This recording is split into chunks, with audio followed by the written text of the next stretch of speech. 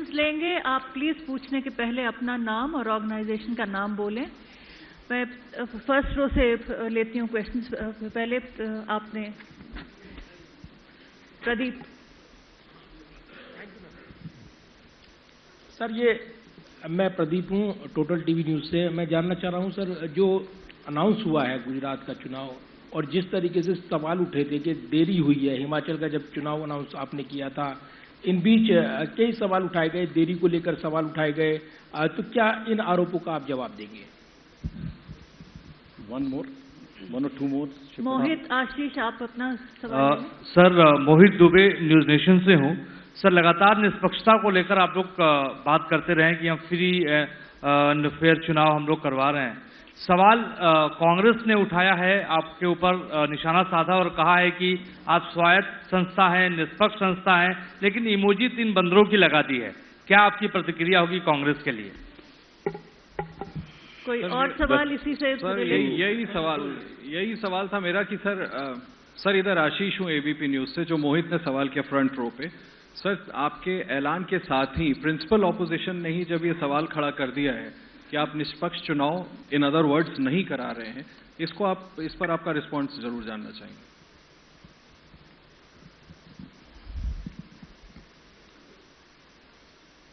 बड़े important questions हैं जो आपने दोनों मुझसे पूछे हैं। और अगर निष्पक्षता कमीशन की और इंडिपेंडेंस, इस पर मैं आपको संतोषपूर्वक जवाब नहीं दे पाया तो ये हमारे ऊपर ही एक डाउट हुआ।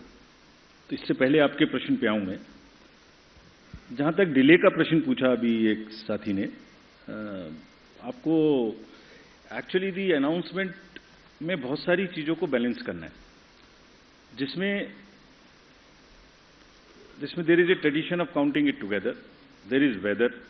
There is a difference between the date of last term of the assembly, the number of days on which MCC would be introduced. So there are a large number of factors. So there are certain factors which let me tell you in case, this particular case. Announcement जो आज हम कर रहे हैं वो अभी भी last date of जो टर्म है असेंबली का वो 18 फरवरी 2023 में, उससे 110 दिन पहले है। Still, it is quite in advance. There is still time.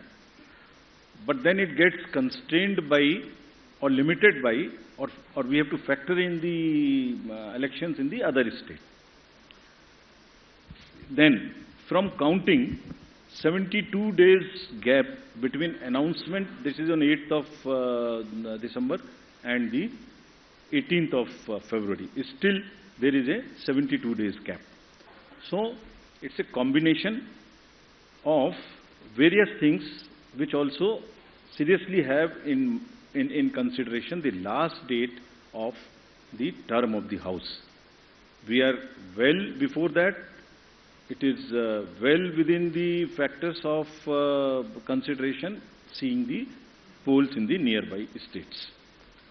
Now coming to the larger question which you have asked about the independence, तो एक्चुअली इसमें actions and outcomes actually speaks louder than words. तो मैं आपको कितना भी बोल के समझाने की कोशिश करूं, उससे ज्यादा जरूरी है कि हमारे जो एक्शंस हैं और जो हमारे रिजल्ट्स आते हैं वो सही हैं कि है नहीं। अगर हम ये कहते हैं कि हमारे रिजल्ट सही नहीं है जो निकल के आते हैं, तो संभवतः ये इंडियन वोटर का बहुत बड़ा अपमान है। Elections after elections since the country has got independent, large number of assembly elections, results have shown that at times those who are critical of the commission have got surprising results. I don't want to go into details as to how many times it has happened. लेकिन जो भी party किसी भी कारण से या जो भी कैंडिडेट किसी भी कारण से कुछ सवाल उठाते रहे हैं, जब रिजल्ट आए तो उनको मालूम हुआ अरे ये तो सवाल मुझे नहीं उठाना चाहिए था, ये तो मेरे फेवर में ही रिजल्ट आ गया। हमारे पास इंस्टेंसेज हैं कि चुनाव शुरू होने से पहले लंबी लंबी चिट्ठियां आती हैं कि ईवीएम मशीन्स खराब है, इनको बदल दीजिए, तो वही ईवीएम मशीन उसी पार्टी को जिता देती है। फिर वो प्रश्न बंद हो जाते हैं, फिर वो रिजल्ट एक्सेप्ट हो जाता है।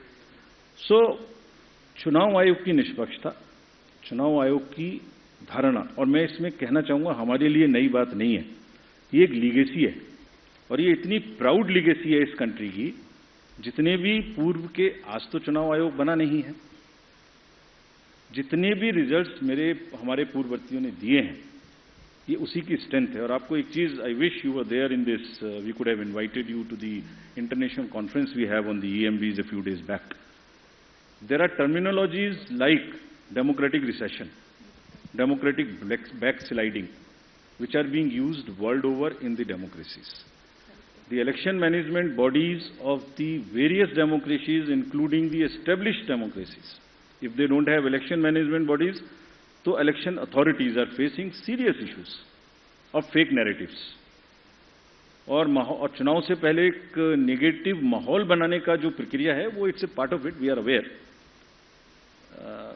कभी कभी जब क्रिकेट का मैच होता है तो दोनों पार्टी हारने के बाद कोई भी पक्ष एम्पायर को भी ब्लेम करता है। यहां तो कोई थर्ड एम्पायर है नहीं जो पीछे जाके हम बॉल बाई बॉल देख सकें, लेकिन जो रिजल्ट निकल के आता है वो इसकी टेस्टिमनी है और ये विरासत है जो हमारे पूर्ववर्ती सभी आयुक्तों और प्रमुख और मुख्य चुनाव आयुक्तों ने बनाई है, which is it, and this is it, and the results are the biggest testament of the impartiality of the commission.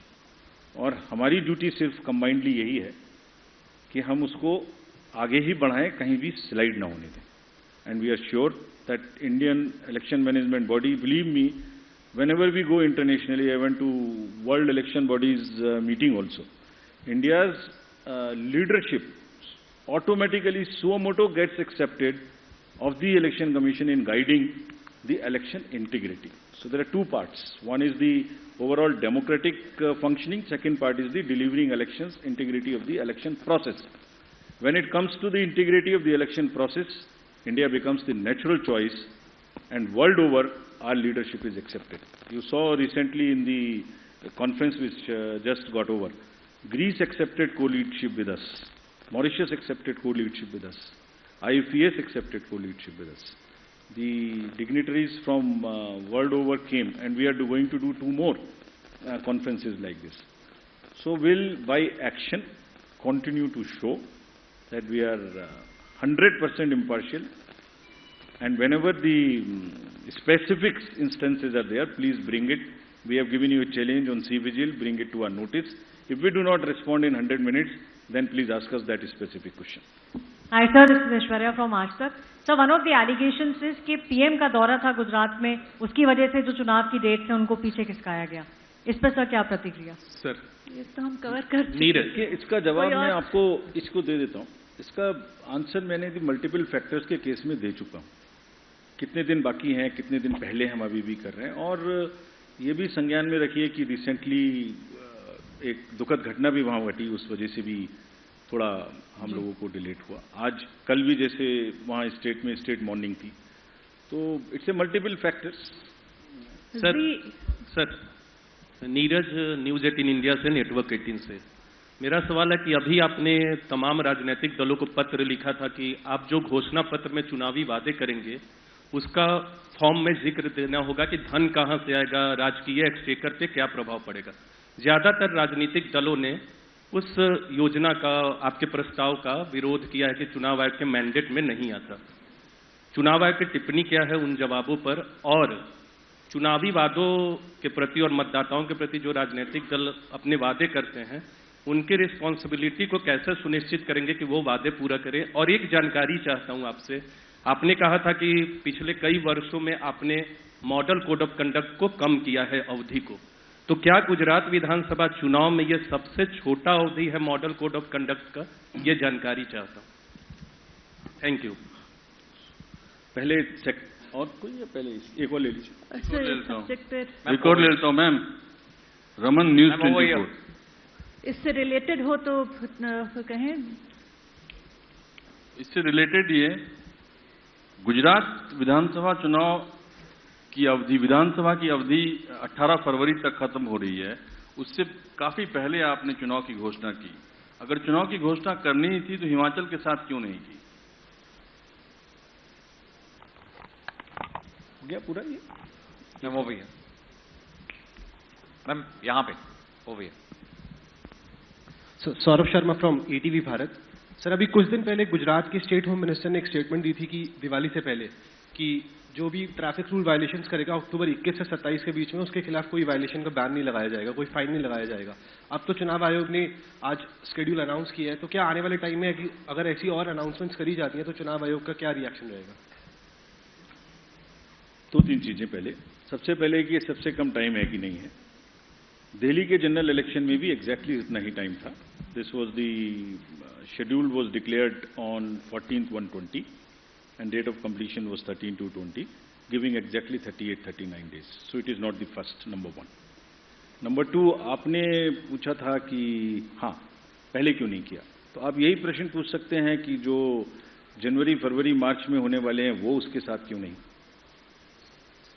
ये एक, as I explain to you, there are 3 more चुनाव, 3 और चुनाव होने वाले हैं जो मार्च से पहले पहले पूरे होते हैं। ये फरवरी में पूरा होता है तो ये साथ में क्यों नहीं। So, as I told you, it's a very complex decision-making activity which takes into account number of things, including the conventions, including the availability of forces, including the weather, sees how to club, which to club, what time to club.